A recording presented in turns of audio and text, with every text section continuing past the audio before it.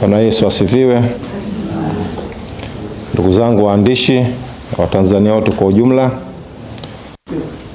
kama alivyotangulia msemaji wetu kututambulisha, sisi ni sehemu ya viongozi waliowahi kuwa ndani ya madaraka ya klabu ya Simba katika siku za nyuma.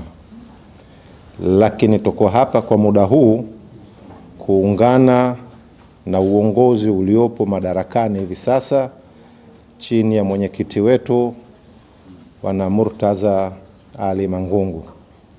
Tunaungana na wanasimba wote katika kuelekea mchezo wetu wa siku ya Jumatano dhidi ya Al-Masry.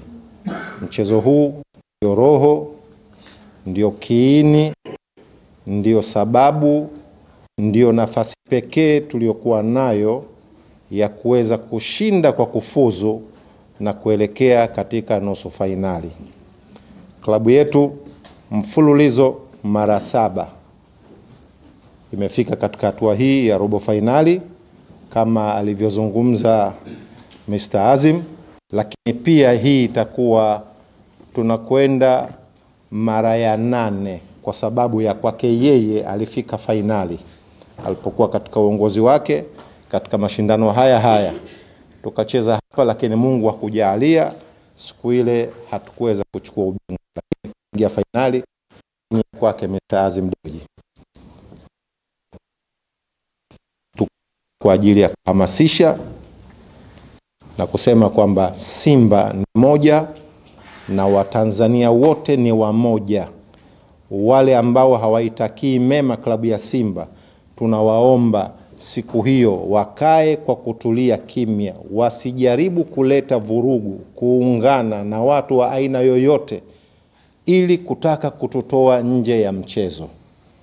Hatutakubali na hatuko tayari kuona hilo.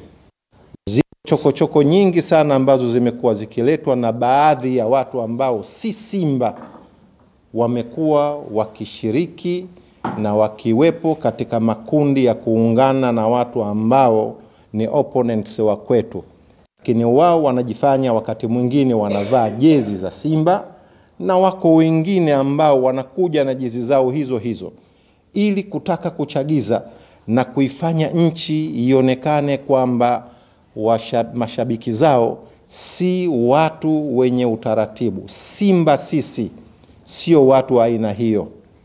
Niwaombe mashabiki wetu wote katika siku hiyo wasikubali kuwa wepesi wa kurejeshea vurugu za aina yoyote, kwani hatuko tayari kuona hilo. Sisi Simba tunaamini kwa uwezo wetu na utamaduni wetu na nidhamu tuliyokuwa nayo tutavuka na tutakwenda katika hatua nyingine ya nusu fainali, ili tuiache hatua hii ya robo fainali kwa pamoja na nguvu zetu sisi sote kwa pamoja. Kama ulivyoona wazee wangu wako nyuma hapa, tuko nao pamoja. Maana yake Simba ni kitu kimoja, hakuna tofauti yoyote, hakuna migongano ya aina yoyote. Sisi kauli yetu moja tu, kuvuka hatua hii ya robo fainali na kwenda katika hatua ya nusu fainali. Simba tunaweza, tena tunaweza sana. Mengi yamekwisha kusemwa na mzee Azim, kwa hivyo mimi nisigusie tena maeneo hayo, niwaachie na wenzangu wengine ili waje kuzungumza. Lakini Simba tunaweza kuvuka kama tutakuwa tuko tayari, na sisi tunasema kwamba tuko tayari. Simba nguvu moja. Simba tunavuka hatua ya nusu fainali. Asanteni sana waandishi.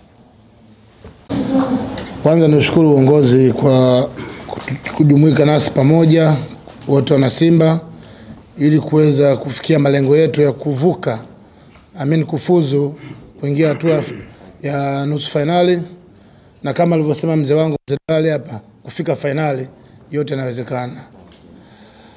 Kubwa ni waombe washabiki, wapenzi na wanachama wa Simba kujitokeza kwa wingi siku ya tarehe 9 Jumatano katika uwanja Mkapa, kwa sababu katika miaka hivi karibuni tumeweza kufuzu katika hatua muhimu ambayo naweza nikasema kufuzu kwetu kumesaidiwa sana na mchezaji namba 12 ambaye ni mshabiki.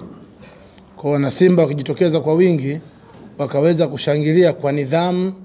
Tukumbuke kwamba tupo katika uangalizi na CAF, wakaweza kushangilia kwa nidhamu na kwa amani, kuipa support timu yao, tutaweza kupata mafanikio kwa uwezo wa Mwenyezi Mungu.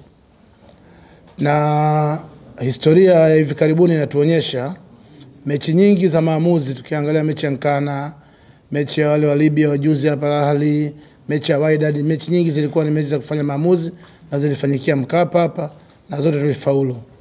Kwa hiyo naamini kabisa kwa umoja wetu na mshikamano tuliokuwa nao tunaweza kufaulu kabisa. Na mechi iliyopita ya Misri, mwenyekiti, timu ilidominate mpira kwa asilimia kubwa sana. Changamoto ilikuwa sisi tukipata bahati ya kufunga. Tumeweza kuongea na benchi la ufundi, wameona makosa yaliyofanyika kule na tunaamini wameyarekebisha na tunaweza kupata ushindi. Kwa kupitia wanahabari tunaomba mtufikishie hizi salamu kwa wana Simba, wajitokeze kwa wingi. Wachezaji wetu nao wameahidi kufanya makubwa katika historia yao ya mpira na katika historia ya Simba kama klabu. Mimi niwashukuru sana wanahabari na tunawategemea nyie mabalozi wetu kutufikishia hizi habari kwa wana Simba. Simba oye! Nashukuru sana.